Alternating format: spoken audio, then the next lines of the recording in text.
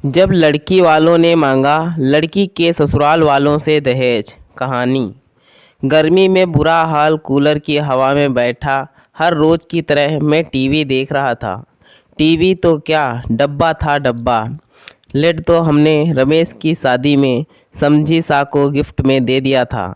बस तब से हम इसी से काम चला रहे थे।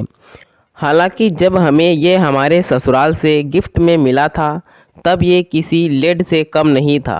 तभी मोबाइल की घंटी बजी।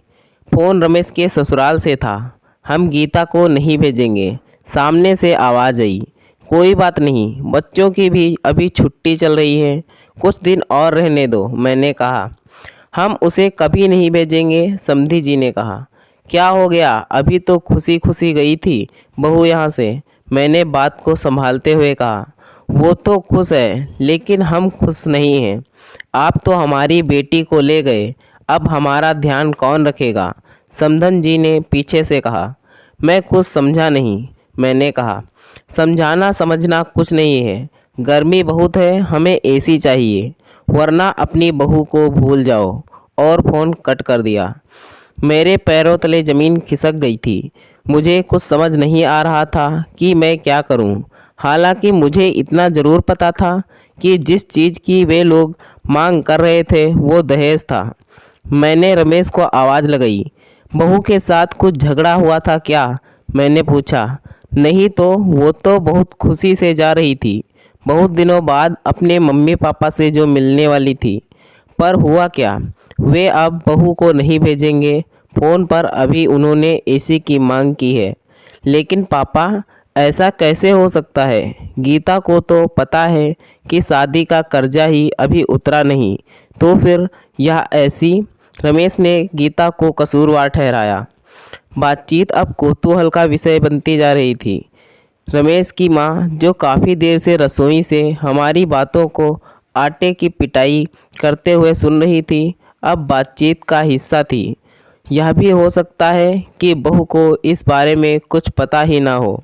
किसी सास का अपनी बहू पर इस तरह का विश्वास मैंने पहली बार देखा था। क्या हुआ दादू, रमेश की छोटी बेटी ने कहा। शायद समाज के इस पहलू ने उसे भी अपनी किताबी दुनिया से बाहर आने पर मजबूर कर दिया था। अभी छोटी हो, तुम नहीं समझोगी, रमेश ने उसे टोकते हुए कहा। क्यों नहीं समझूंगी, मुझे पता है आप लोग दहेज प्रथा की बात कर रहे हैं। छोटी के इस शब्द दहेज ने सभी को स्तब्ध करके रख दिया। मैंने अपनी हिंदी की किताब में पढ़ा था दहेज के बारे में। शादी के समय वर पक्ष द्वारा वधु पक्ष से किए गए उपहार की मांग को ही दहेज कहते हैं। दहेज की परिभाषा देकर छोटी ने अपने बड़े हो जाने का प्रमाण तो दे दिया, लेकिन इस शब्द की गहराई से वो बिल्कुल अनजान थी। लेकिन दादू, ये प्रथा तो कब से बंद हो गई, और वैसे भी दहेज तो लड़के वाले मांगते हैं ना, तो फिर नाना जी हमसे क्यों मांग रहे हैं, छोटी ने कहा। छोटी के इन सवालों ने मुझे वापस अपनी उस दुनिया में ले जाकर खड़ा कर दिया जहां मैं कभी इन मुद्दों पर अपनी राय रखता था। बोलो ना दादू, छोटी ने फिर कहा। मैंने छोटी के सर पर प्यार भरा हाथ रखा। बात तब की है बेटा, जब भारत सोने की चिड़िया था। लोग इतने धनवान थे कि शादियों में दिल खोल कर खर्चा करते थे और बड़े बड़े उपहार देते थे। समय के साथ साथ भारत सोने की चिड़िया तो नहीं रहा, पर उपहार देने का एक प्रथा बन गई, और धीरे धीरे यह प्रथा सिर्फ लड़की वालों के लिए रह गई। लोग अब शादी के लिए बड़े बड़े उपहारों की मांग करने लगे और जन्म हुआ दहेज प्रथा का। समय के साथ दहेज ने अपना भयानक रूप दिखाया, और जो लोग दहेज देने में सक्षम नहीं थे वे लड़कियों को बोझ समझने लगे। दहेज के लालच में लोगों ने अपनी बहुओं को प्रताड़ित करना शुरू कर दिया। दहेज का भयानक रूप तो तब सामने आया जब दहेज के डर से लोगों ने बेटियों को मां के कोख में ही मारना शुरू कर दिया। धीरे धीरे लड़कियों की संख्या लड़कों के मुकाबले कम होने लगी। लड़कियों ने भी अपने अस्तित्व को बचाने के लिए जी तोड़ मेहनत करना शुरू किया। जब लड़कियां हर क्षेत्र में लड़कों से कंधे से कंधा मिलाकर चलने लगी, लेकिन लड़कियों की संख्या में हुई तो कमी आज भी है और इसलिए शादी के लिए आज लड़की वालों की तरफ से पैसा और उपहारों की मांग की जाने लगी और तब दहेज का एक दूसरा रूप सामने आया। एक प्रथा ही दूसरी प्रथा को जन्म देती है। फंडा यह है कि किसी प्रथा को खत्म करने की बजाय उसके सही और गलत पहलू की ओर ध्यान दिया जाए।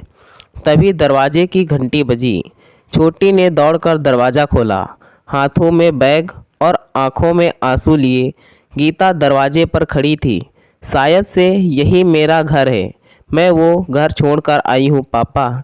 जो मेरा सौदा करे वो मेरे माँ बाप नहीं हो सकते, गीता ने रमेश की तरफ देखते हुए कहा। रमेश की आंखें भर आईं। उसने दौड़कर गीता को गले से लगा लिया। आज फिर एक बेटी ने परिवार को बिखरने से बचा लिया था।